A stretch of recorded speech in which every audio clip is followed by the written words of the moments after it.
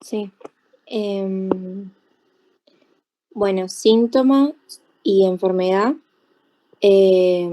Diarrea, colitis ulcerosa y enfermedad de Crohn, síntoma más frecuente y común. La fiebre comienza con el proceso inflamatorio intestinal. Si es alta, mayor de 38 grados centígrados, puede dar indicios de una posible infección. Sí.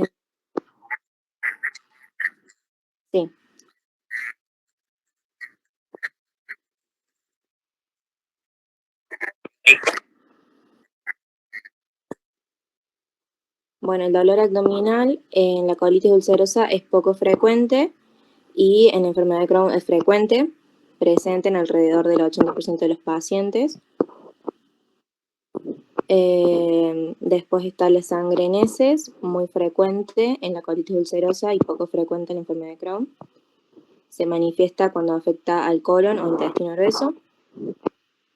Después está la anemia, que en ambos suele ser permanente y se intensifica durante los brotes. Entre las posibles causas destacan la pérdida de sangre en las heces, la falta de absorción de los nutrientes de los alimentos y la desnutrición por falta de apetito. Después está la pérdida de peso, que en la colitis ulcerosa se intensifica en los brotes graves, estrechamente ligada a la pérdida de apetito. Y en la enfermedad de Crohn, especialmente importante cuando la enfermedad de Crohn afecta al intestino delgado. Luego está el tenesmo o la sensación de evacuación incompleta. En la colitis ulcerosa es frecuente y en Crohn se manifiesta cuando afecta al colon o intestino grueso. Luego la fatiga es frecuente en ambos. Y lesiones anales, poco frecuente en la colitis ulcerosa. Y en la enfermedad de Crohn, fístulas, úlceras, presentes en el 10% de los pacientes. Y manifestaciones extraintestinales, en colitis ulcerosa, pacientes en un 10% de los pacientes. Afecta principalmente a las articulaciones, piel, ojos e hígado. Y en la enfermedad de Crohn está presente entre un 20 y un 40% de los pacientes, afecta articulaciones, piel y ojos.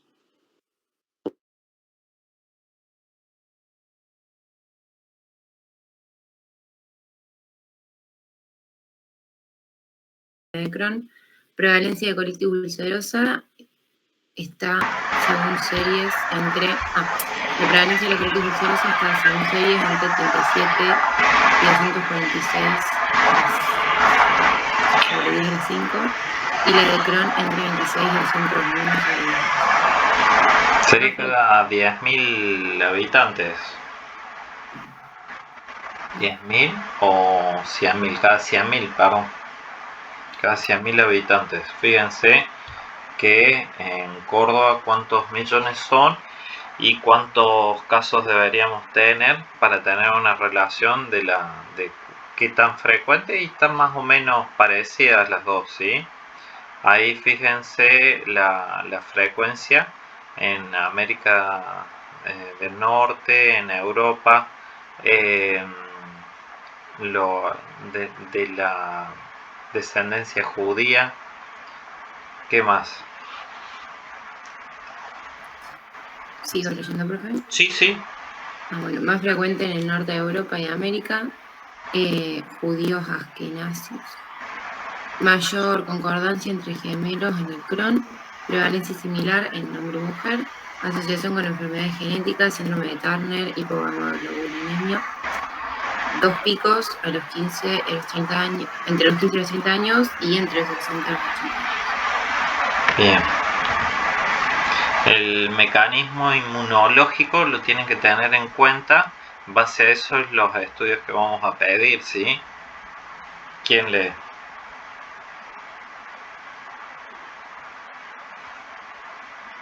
Yo leo. Mecanismo inmunológico. Parece existir una pérdida de tolerancia oral a los antígenos externos. Hay dos tipos de respuesta. La respuesta Th1, inflamación granulomatosa tipo Crohn, tipo respuesta celular. Respuesta Th2, inflamación mucosa superficial tipo CU humoral. Autoanticuerpos CU ANCA P 60-70% se asocia con pancolitis, CG, colangitis esclerosantes, reservoiritis. Crohn, ASCA, anticuerpos anti-sarcomices cerebralizada, 60-70% relacionado con Crohn y relleno OMPC, antígeno contra la porina C de la membrana externa, antígeno anti-MB del eritrocito, reacción cruzada con Campylobacter.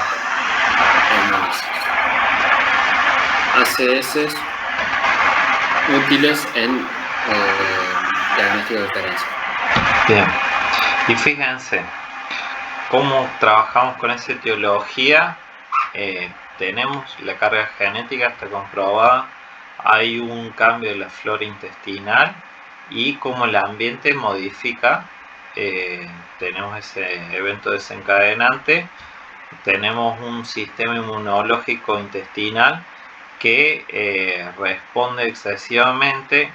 Las células presentadoras de antígenos, los linfocitos B, los monocitos, neutrófilos y eosinófilos intervienen con lo que ya estaban las citoquinas, anticuerpos, factores de crecimiento, oxidantes, enzimas proteolíticas, entre otras, para producir esa inflamación intestinal.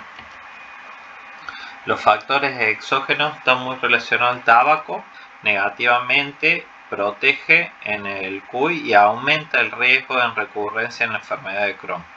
Los anticonceptivos orales aumentan el riesgo de QI y de enfermedad de Crohn, y la apendicectomía es protectora contra el QI.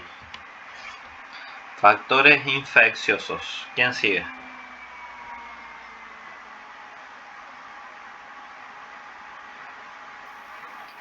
Yo leo. Gracias. No están demostrados los factores patógenos, anaerobios, bacterioides, pueden inducir inflamación tras percibirse la flora propia como patógena. Posible participación de Mycobacterium paratuberculosis, Helicobacter y Paramyxovirus. Personas que han padecido GEA por Campylobacter o Salmonella pueden tener más predisposición a tener enfermedad inflamatoria intestinal. Este dato, si bien no está demostrado, pero hay un cambio sustancial en la clínica. En el último congreso, antes de la pandemia, vinieron unos investigadores de Estados Unidos acá a Córdoba y demostraron cómo la flora intestinal de otros pacientes que no tengan enfermedades intestinales pueden mejorar a aquellos pacientes que sí la padecen. Fue muy loco. Anatomía patológica del QI. ¿Quién sigue?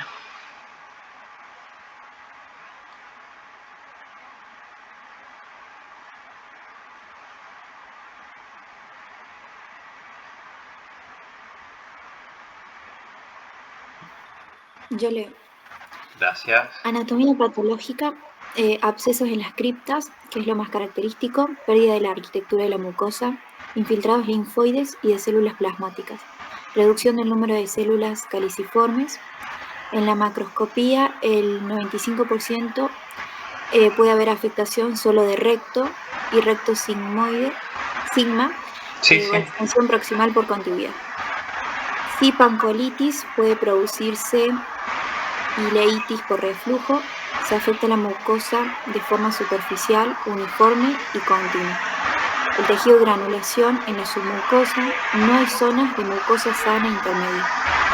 Y tenemos una alteración más precoz, son las erosiones de la mucosa, pseudopólipos inflamatorios, atrofia, pérdida de austros y acortamiento del colon. Bien. Fíjense la diferencia con el Crohn. ¿Quién lee?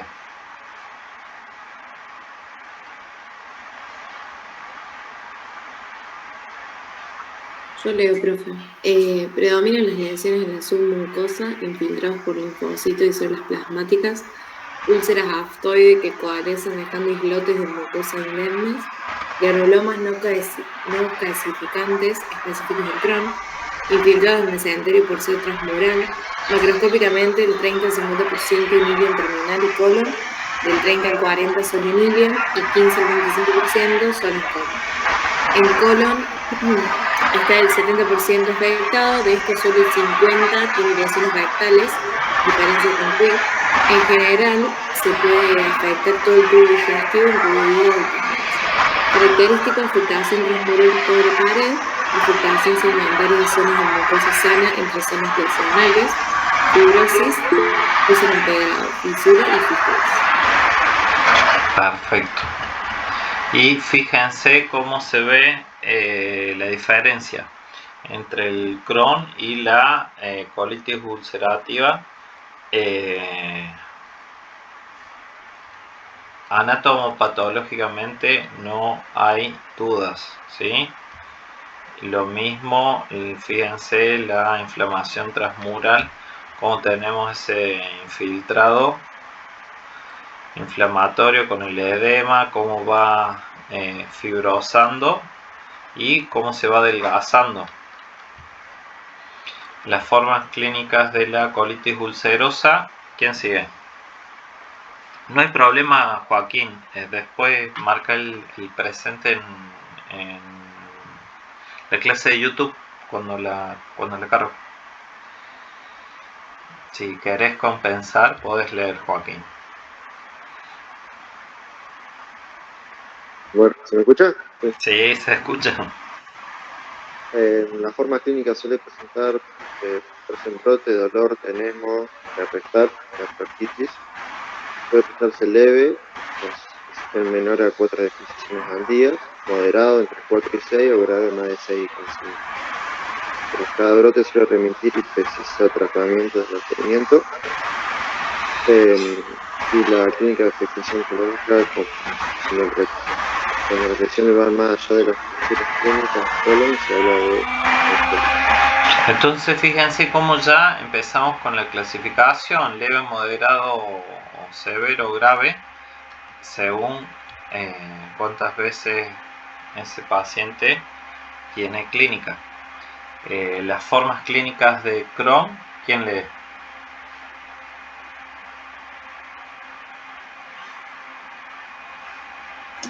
También por brotes se pueden llevar años con los síntomas antes del diagnóstico. Hay diarrea, dolor abdominal en fosa ilíaca derecha, cansancio, pérdida de peso, febrícula, masa palpable con imagen de signo de estenosis, signo de la cuerda, mala absorción, afectación oral, esofágica o gástrica. Entonces en el Crohn tenemos un signo de la cuerda, ¿sí? Fíjense lo que podemos llegar a tener: la inflamación que estamos hablando, esa obstrucción, una micro perforación y hasta puede fistulizar, ¿sí? Complicaciones. ¿Quién sigue?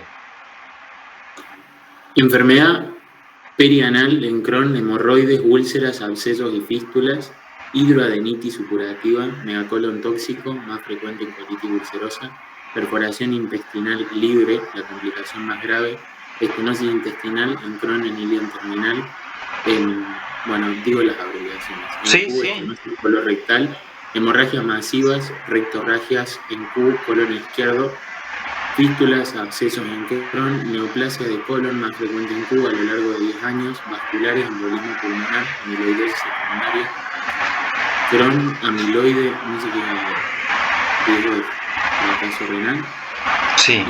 y reservoritis. Ahí lo vamos a ver. ¿Alguien puede decirle qué es amiloide AA? Si no, más adelante aparece. ¿No es amiloide asociada? ¿Sí? ¿A qué? O sea que esa es la proteína, digamos. Bien. Muy bien. Manifestaciones extraintestinales. ¿Quién sigue?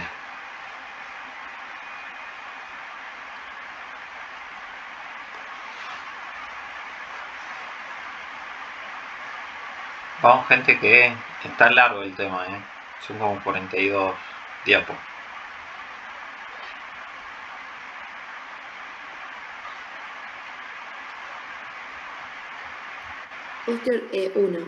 Osteoarticulares, la enfermedad de Crohn incidencia del 20%, artritis seronegativa, espondilitis anquilosante.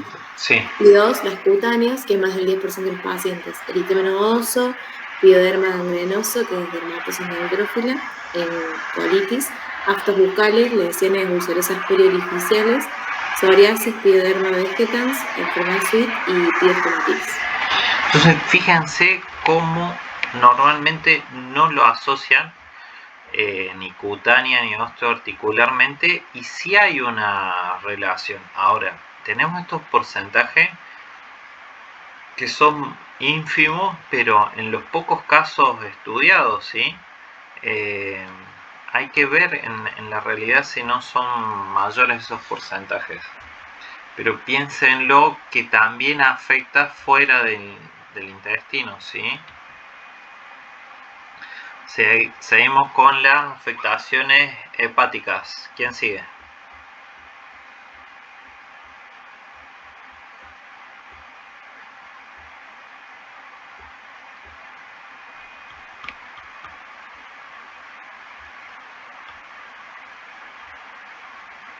Vamos, gente. Hepáticas, hipertransaminasemia, esteatosis, pericolangitis, colangitis esclerosante primaria, aumento de la fosfatasa alcalina, prurito e ictericia. Oculares, conjuntivitis, uveitis anterior, epiescleritis. Nefrourológicas, litiasis úrica y otras, trombosis venosa, vasculitis, mala absorción, osteoporosis, anemia megaloblástica por déficit de vitamina B12, endocarditis, neumonitis intersticial y pancreatitis. Fíjense entonces todas las modificaciones. Hoy justo el caso que pusieron tenía complicaciones hepáticas, puede tomar la parte ocular, piensen en la litiasis úrica y obvio todas las de los déficits de absorción, ¿sí? Diagnóstico. Tenemos que diagnosticar esta enfermedad intestinal, la localización, el diagnóstico histológico, vamos a diferenciar del Q y del Crohn, y el diagnóstico de la actividad, ¿sí? Los datos generales. Arrancamos. Ya falta menos gente. No nombro por gente, porque si me salgo de pantalla completa y toco acá el Meet, deja de grabar. Después va a salir cortado, y cada vez que dejo de grabar empieza a grabar con el micrófono apagado de la grabadora. Así que está complicado, gente. Hay que ponerle onda. Aprovechen, lean. Ahí voy yo. Laboratorio. Gracias, Martina. Datos generales, aumento de la BCG y la PCR, en casos graves anemia e hipoalbuminemia, anticuerpos de la EI, colitis ulcerosa, ANCA-P, en el 60 al 70% pancolitis, colangitis esclerosante y reservoritis. En el Crohn, ASCA anti-Saccharomyces cerevisiae, en el 60 al 70%. Los ASCA pueden ser positivos en enfermedades celíacas. OMPC, anticuerpos contra la heparina C y anticuerpos membrana basal. La membrana basal del eritrocito. Bien, entonces fíjense, ANCA para la colitis ulcerosa y ASCA para el Crohn, pero no tan solo eso, puede ser un celíaco, ¿sí? Para que descarten diagnósticos.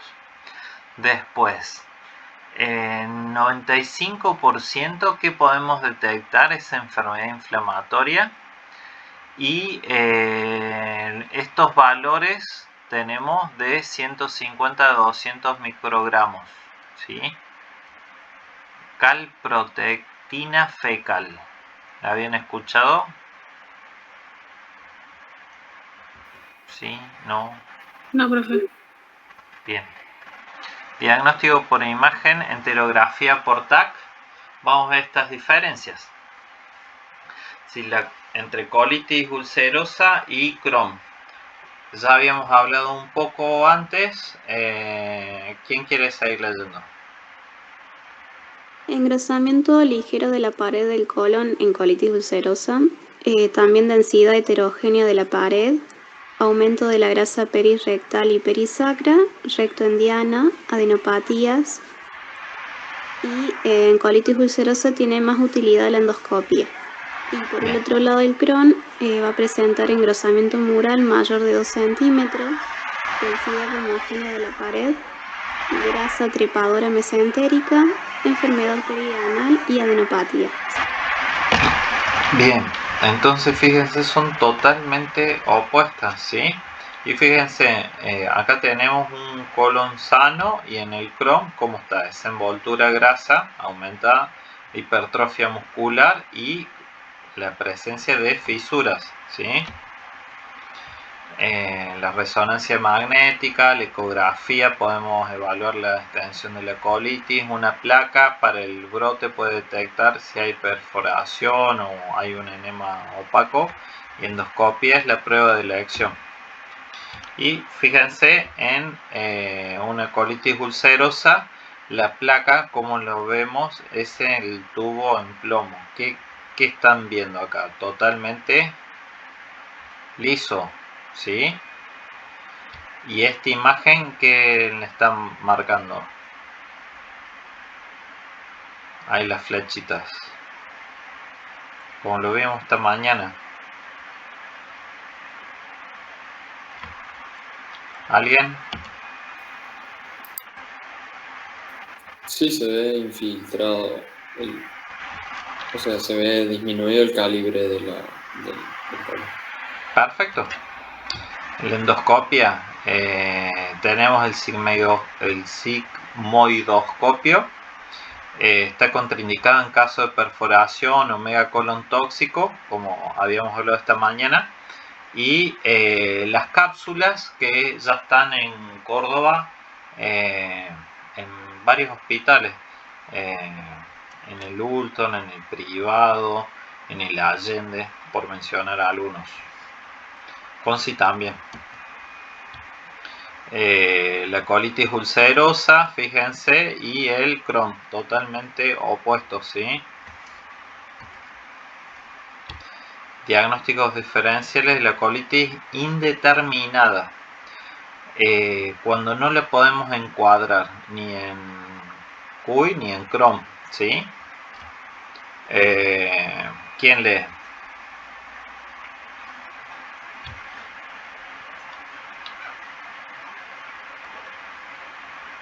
Tenemos infecciones.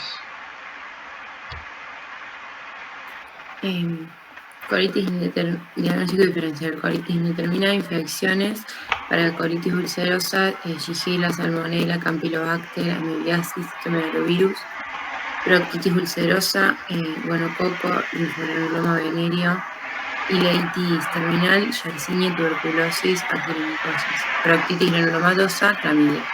Otras, colitis actínica, apendicitis, verticulitis, neoplasia. Bien, fíjense entonces, gracias Pilar, cómo está relacionada con la flora, ¿sí? Y el pronóstico en general mejor con la colitis ulcerosa que con la enfermedad de Crohn. Hay brotes severos, los antibióticos, tenemos endovenosos como la ciprofloxacina, metronidazol, y mejoran la respuesta con corticoides. El Crohn mejora el pronóstico en la ileitis, la colitis ulcerosa mejor si es limitada en el recto. En el embarazo el pronóstico es bueno tanto para la madre como para el feto y tienen que seguir los tratamientos, ¿sí? Antiinflamatorios, ¿quién sigue? Te falta menos, gente.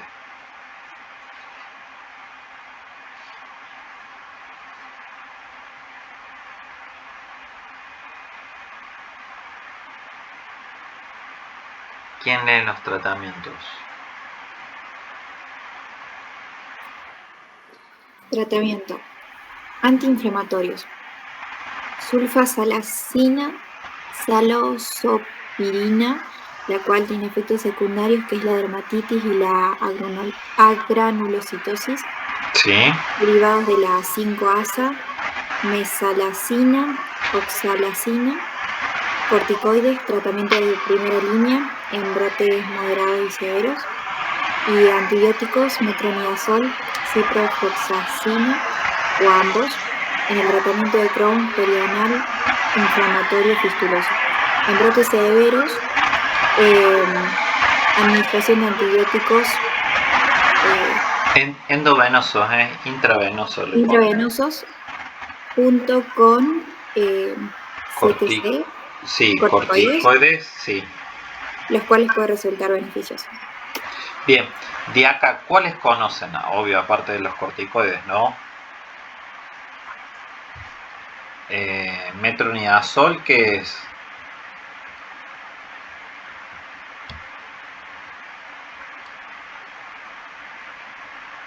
Metronidazol, cipro. ¿Habían escuchado la mesaliacina, doctores? No, profe, esas no. ¿No? No. La oxalacina creo que sí, pero la mesa no. ¿Y la oxalacina con algún familiar, pariente, amigo o paciente nomás?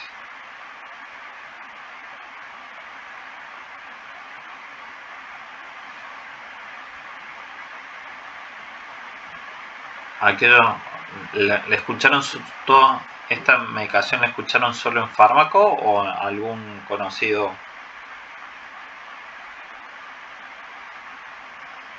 La oxalacina la estudiamos como beta-lactámico, antibiótico, digamos. No sabía que era un derivado 5-asa. Ok. La mesalazina en pacientes PAMI con inflamación intestinal andan muy bien. Y la antibiótico terapia, tenganla en cuenta, la cipro y bueno, el metronidazol, yo los uso en ese orden, pero fíjense que se pueden combinar ambos para esos brotes, ¿sí? Que también responden muy bien. Sí, ténganlos en cuenta, porque muchas veces tengo muchos colegas que no le dan importancia a la parte intestinal y de ahí el empeoramiento de los pacientes, ¿sí? Y también el malestar general. Acuérdense que si ese paciente tiene un rédito calórico de menos de 1500 calorías al día, ese paciente, la salud se va deteriorando y de ahí que puede estar mejorando o no mejora en una parte que estamos interesados, y en general el paciente va empeorando, para que lo tengan en cuenta, que es eje, la hidratación y la alimentación en los pacientes, ¿sí? Muchos no lo tienen en cuenta.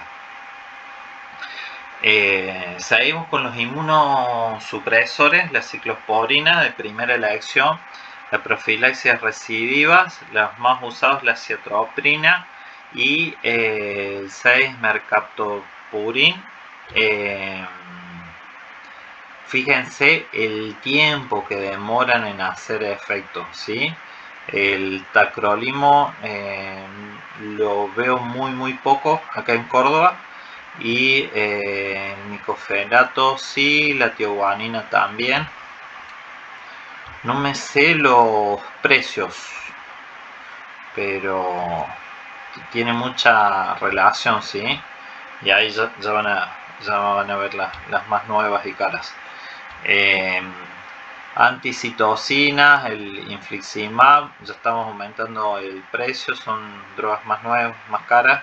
Tratamiento de elección en brotes graves, que no responden al tratamiento de corticoides, sino corticoides son baratos y de muy buena respuesta. También tratamiento de fístula, enfermedad perianal, que no responde al metronidazol.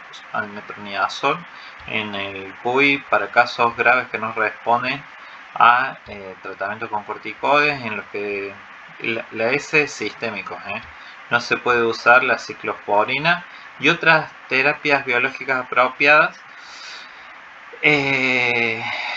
Todos estos son muy buenos, tienen prácticamente nada de RAM, los venden como los mejores de la película, pero son extremadamente caros. Si no te lo cubre la obra social, muchos pacientes no lo pueden continuar. Y hay un, bueno, les digo más adelante. Tratamiento médico, entonces fíjense, ahí tenemos la tablita, perdón, acá que se superpone cuando lo pase al drive. De leve, severa, remisión y refractaria. Que esto también es algo que tengan en cuenta. Este tipo de pacientes no tienen tratamiento de por vida igual, va modificándose, y lo ideal sería que cuando no tienen signos o síntomas no estén medicándose, sí así cuando comienzan los síntomas. Y lo otro es muy importante, la dieta, y lo que les decía, lo que les quería decir hace un ratito, es la relación con el estrés. Quieran o no, está muy relacionado con el estrés.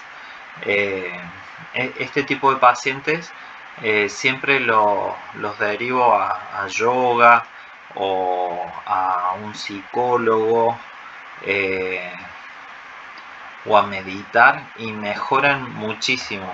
Está muy asociado al estrés.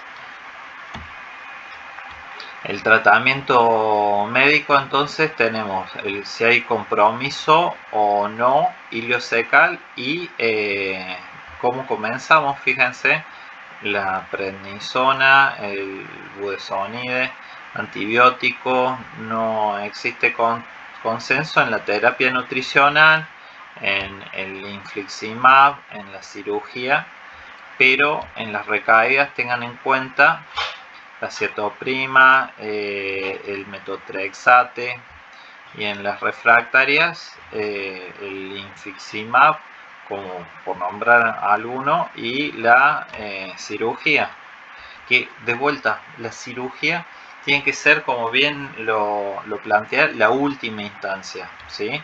Estamos hablando del tratamiento de la enfermedad de Crohn, ¿sí? La tendencia terapéutica actual, las estrategias, tenemos un proceso inflamatorio crónico y es al revés del convencional, un top-down. Anti-TNF en remisión, inmunosupresores convencionales, mejora la tasa de respuesta. La estrategia step-up o acelerado sería con inmunosupresores, endoscopia, y si no va bien, los anti-TNF. Esto está destinado a pacientes y estaba afuera de consultorios de gastroenterología, ¿sí? Fíjense que acá está, es un póster del 2018 y está resumido, ¿sí? Está muy bien diagramado, y la relación, ¿sí? Y qué hacer en cada caso. Está muy bueno. bibliografía. Y eso fue todo, gente.